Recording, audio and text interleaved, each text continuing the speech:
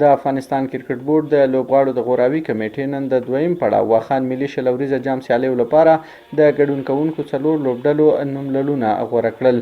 دغه سیالۍ به د روانې جون میاشتې په 28مه نیټه پیل شي چې د راتلونکي جولای میاشتې تر 9مې نیټې پورې به د کندوز ولایت پر ملي کرکټ لوبغالي کې دوام ومومي.